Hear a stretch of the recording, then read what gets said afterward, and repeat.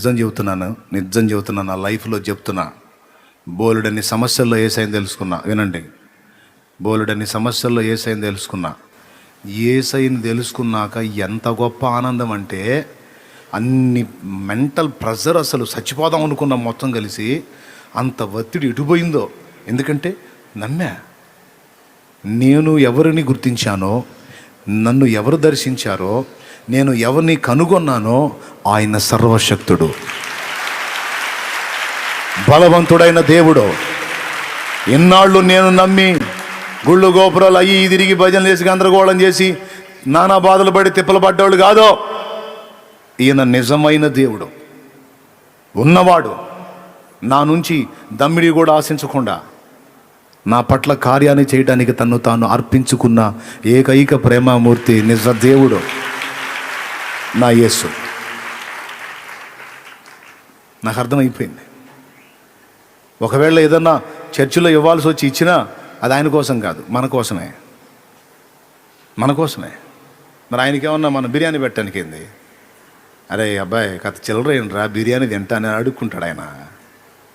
నువ్వు ఒకవేళ కానుక ఏదైనా ఇచ్చిందా, దశంభాగం ఇచ్చిందా, ప్రథమ ఫలం ఇచ్చిందా, ప్రతిష్టార్పణ ఇచ్చిందా, ఇదిగో నాకున్న దానిలో నీకు ప్రేమ చూపుతున్నాను ప్రభా, నీ పరిశుద్ధులకి ఇది వాడు, నన్ను ఇంకా ఆశీర్వదించు అని విశ్వాసంతో విత్తుతున్నావు నీ దగ్గర ఉన్నదాన్ని.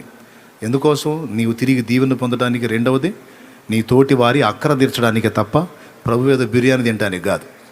ఆ అవసరం ఆయనకి. అర్థమైపోయింది నాకు. యేసు ప్రభు దగ్గరికి ఎప్పుడైతే వెళ్ళానో, ప్రార్థన చేయటం మొదలుపెట్టానో, వాక్యం చదవటం మొదలుపెట్టానో, మ్యాటర్ అర్థమైపోయింది.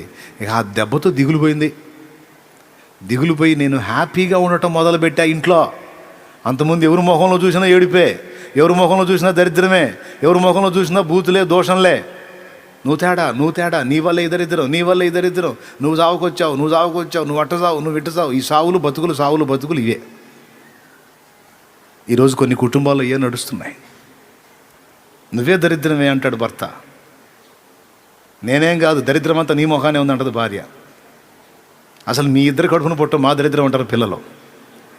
దేవునికి స్తోత్రం. ఈ శాపగ్రస్తమైన అనుభవాలన్నీ పోయినాయి, వదిలేసాక అయిపోయింది. సరైనోడు నాకు చిక్కాడు, అసలు దేవుడిని పట్టుకున్నాను. ఎక్కడికి పోదేక పడవ ఎక్కడికి పో, దరికి చేరిద్దంతే.